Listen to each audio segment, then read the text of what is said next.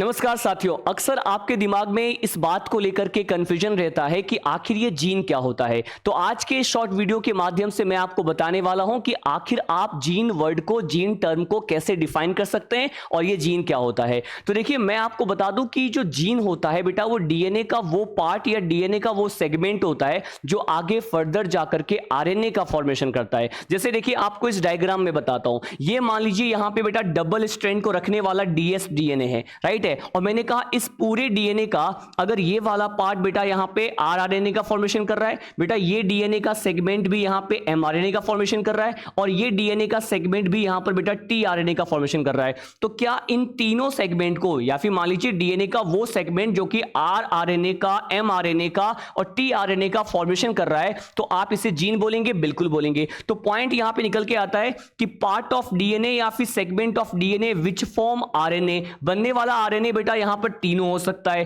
तो उसे आप यहां पर उस डीएनए के सेगमेंट को जो आरएनए बनाएगा आप उसे जीन बोल देंगे, राइट है। अच्छा देखिए, बनने वाला आरएनए तीनों हो सकता है, लेकिन एमआरएनए के पास ही यहां पर प्रोटीन को सिंथेसाइज करने के लिए मैसेज या इंफॉर्मेशन होता है। एक और पॉइंट मैं आपको बता दूं कि देखिए यहां पर जो जीन होता है बेटा, वो उसका केमिकल नेचर क्या होता है। तो जीन केमिकली यहां पर और कुछ नहीं बल्कि आप बोलेंगे डीएनए होता है। लेकिन जो भी जीन है वो बेटा 100% यहां पर डीएनए होगा। मतलब सभी तरह के जो जीन होते हैं वो केमिकली डीएनए होते हैं, लेकिन क्या पूरा का पूरा डीएनए जीन कहलाता है? बिल्कुल भी नहीं। तो एक पॉइंट हमें यहां पर समझ में आता है कि ऑल जीन्स आर डीएनए।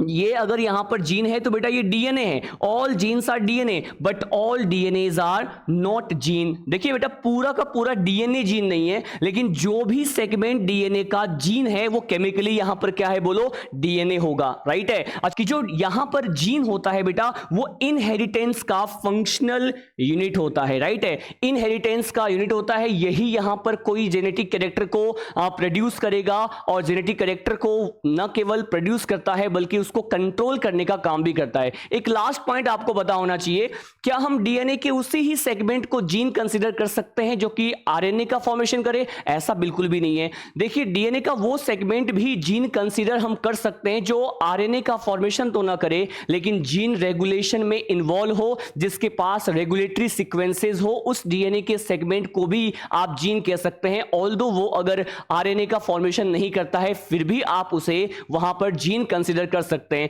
मान लीजिए बेटा, इस सेगमेंट ने, डीएनए के इस सेगमेंट ने यहां पर जो है आरएनए का फॉर्मेशन नहीं किया, लेकिन हमने देखा कि डीएनए का ये जो सेगमेंट है वो आरएनए का फॉर्मेशन नहीं कर रहा है, लेकिन ये जो है जीन रेगुलेशन में इन्वॉल्व हो रहा है। तो इस सेगमेंट को भी आप यहां पर क्या बोल देंगे? जीन बोल देंगे।